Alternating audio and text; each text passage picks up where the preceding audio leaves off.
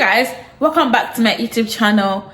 If you're seeing me right now, you're seeing this video on a Sunday, 3 p.m. West African time, 5 p.m. Russian time. Just be happy. I'm saying thank you Jesus for Funto's life, because what time is it? This is 6:16 p.m. on a Saturday. Less than 24 hours for this video to be up. You might be like, who sent you, or why are you informing us? Who sent me? The money I'll make from YouTube sent me. What am I telling you? I don't know. I just want to tell you guys, because right now I am tired. I don't know if you can see, even my body expression is screaming, girl, you are tired. But it is what it is. We gotta show up. I'm in our target for the year. Anyways, guys,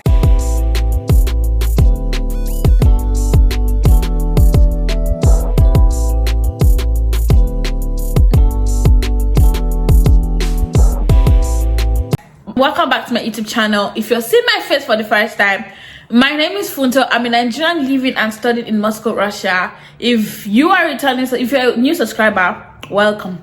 If you are a returning subscriber, I love you so much. Welcome back to the channel. Thank you for always supporting. Thank you for always cheering me on. I love and appreciate you guys. I see all the love and I'm grateful. In today's video, we're going to be talking about something that has been we're going to be talking about something that has been going on in the Nigerian community for a while. One thing people have been talking about lately has to be the issue of visa denial by the Russian embassy in Nigeria. And I'm like, you've been prolonging this video for way too long, right? You just need to talk about it, so that people that think that, and I'm back in my last video where I answered some questions. There was someone that also asked me that was saying that, oh, its visa was denied. Now, let me just address this once and for all, so that people would know why, possible reasons why the Russian embassy in Nigeria would deny your visa.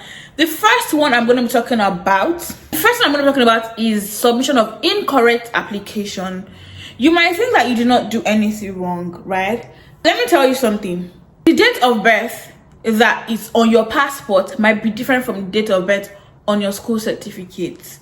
I don't know how some universities do it or how some secondary school do it. For the schools I went to, your date of birth will be on your certificate, right? So there might be discrepancies in that aspect. Spelling of your name might also be different. For instance, my name is Oluwafunto. If I write Olufunto in my birth certificate or in my passport, and my school certificate is carrying Oluwafunto, that's some discrepancies there. That's also one of the reasons why they might deny your visa. Also, it can be spelling. It can also be the translation of the names that you give, right? So that might be a problem. Mismatch in the purpose of visit. If you're visiting as a student and you do mistake and you put something else, they can also deny your visa, which I believe is not one of the major reasons why they will deny Nigerian visa, because I want to believe you are coming here as a student. You will put students there, study visa there, and if you put multiple entry instead of single entry, it could also cost you like a successful visa application, because if you're coming as a student, you are expected to fill in single entry, not multiple entry, because you are coming in and you're staying. So why are you applying for multiple entry visa? Did you get that? Another thing that can cost you your visa application is your supporting document. If your international passport is going to be expiring in less than 6 months, they will deny you visa. And it's not just Russian embassy, it is everywhere. Even if you're a foreign national of any other country and you're trying to apply to Nigeria for a visa and your passport is not up to 6 months, they will deny you visa. So that's something that might also be a reason why you've been denied visa. I would advise that if you have an international passport that is going to be expiring in less than 6 months, I would advise you apply for a new international passport before applying for a visa. And in a case where you submitted an old international passport to your university during your application process, because you know that deadline is going to close and you have a passport that's going to be expiring soon, in that case, what you should do is actually write a letter to the university you applied to and inform them that you changed your international passport already. In this case, what would happen is that they would issue you a new invitation letter instead of that invitation letter that's carrying that old passport number, and you have a new passport that you're submitting at the embassy. So they'll issue you a new invitation letter that carries the new passport number that you would use to apply for visa at the embassy. I don't know if that makes sense, but I was just rambling. But I guess I'd pass that information there. Your invitation letter is something that can also cause a visa denial. Ideally, when you get your invitation letter, unlike other countries where once you get CAS, for instance, I think CAS is what they use in the UK. Once you get your CAS, you can decide to apply for your visa at any time, right? It's not like that in Russia. I think CAS is what they use in the UK, right? It's not, and you can travel anytime after you get your CAS. Like, you can go and apply for your visa anytime. It's not like that in Russia. In Russia, once you get your invitation letter, you are expected to apply for your visa, because there's also a timeline where you are supposed to apply for your visa. And if you go earlier than when you should go, your visa will be denied. If you go later than when you should go, your visa would be denied. Our advice that you pay close attention to the details of your invitation letter, and also make sure that the university also impute right details. So if you notice that the information on your invitation letter is not correct, write to your university immediately. Do not take that document to the embassy, because it will cost you your visa application as well, right? Pretty much, because that's it. Entry ban can also be a reason why your visa has been denied. For instance, I remember during COVID time, Nigeria was not, before they started issuing visas to Nigerians, it took quite a number of, it took a while, right? If there's a restriction on Nigeria, then that can affect your chances of visa approval. But to the best of my knowledge right now, there's no ban on Nigeria. There's no restriction on Nigerians. Maybe there is a restriction, but I am not aware of it. But I know, because I know a lot of Nigerians have been misbehaving lately in Russia, and it's going to be costing people that come in. And this is a plea to the Nigerian community and African community. Please, you guys, behave yourself, because you guys are actually affecting others that plan to come here. Please, I'm genuinely serious right now. Please behave yourself. Talking about bans, another reason why they might have denied you your visa application is if the school you're going to has been blacklisted. You heard that right. You'll be thinking, oh, why would they blacklist a school in Russia? The government has every right to blacklist any goddamn thing they want to blacklist. Sorry. But yeah, they have right to blacklist anything they want to blacklist. Some schools in Russia, if you tell me you are going to those schools, I'm going to ask you again, are you coming to school, you're coming to Jakba?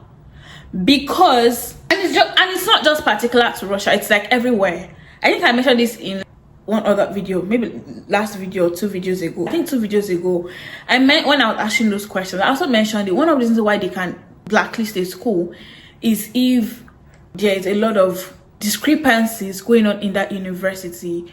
A university here has been banned from taking language courses, because the government realized that students that go to this university to take language programs do not really take language programs. They just apply for it and then do other things in the country. And the university has been blacklisted to stop taking language programs. And also, this same university recently, I heard about something that happened in the university about a Nigerian professor, a Nigerian lecturer getting caught up in some ugly webs. And it just, if you submit a visa application saying you're going to this university, they will look at you twice, right? They will look at you twice, because we're not sure if you are going there for this reason or not, right? Another reason why they would deny your visa application is if you're coming to Russia for a language program. Come closer. Run. What did I say? Run. When any agent tells you that you can come to Russia through language program and then you cross to a degree program, what did I say? Run. Why? Because lately a lot of people have been doing that, and it's been dirty lately. If you're telling them they are coming to the language program, they would hardly believe you. What I advise people to do now is apply for a degree. Since there's no age limit, there's no restriction and all of that concerning studying here, apply for the degree. If you can afford the language program, you can afford a degree. Apply for the degree. Then you can now tell the school that you want to do language program if truly you want to do language program. But if you're just coming with language program thing and then you plan to, they would look at you like you're unserious. So that's another reason why I think that they would deny you your visa application. All right, let's move on. Another reason why you are most likely going to be denied your visa application is if you've been banned from a particular country. You heard me right. For instance, you went to the UK, you overstayed your visiting visa period, and you were placed on a ban. Trust me, if you go to the Russian embassy to apply, because they will know, they will also not give you a visa because they'll be like, oh, pure, you're not straightforward. Another reason why they can deny you your visa is based on the consular's discretion. If you meet the fine lady, you're good to go. If you meet the guy, you're bound to answer some mathematics question. I don't know what that guy's problem is really, because it was the same guy that was asking me certain questions that year, right? Maybe it's not the same person, but I've been asking people a lot lately, and then they'll be saying there's this guy at the embassy, like this consular at the embassy, that if he asks you questions and you're not able to answer the questions, it would not give you a visa. It will think that you don't know book. That's another thing. I would advise you, because as much as the Russian embassy does not do like the regular interviews that they do at embassies, they ask you some very nasty petty questions that you're going to be like, but you have to answer them, right? Answer them truthfully. If it has to do with something that you can answer like normal conversation, you can answer them. Please answer them truthfully. And if you have, some people get answer mathematics equations. If you don't get the question, it doesn't give you visa. If you get it, it will give you visa. Please prepare ahead. Depending, I don't know, right? What else? I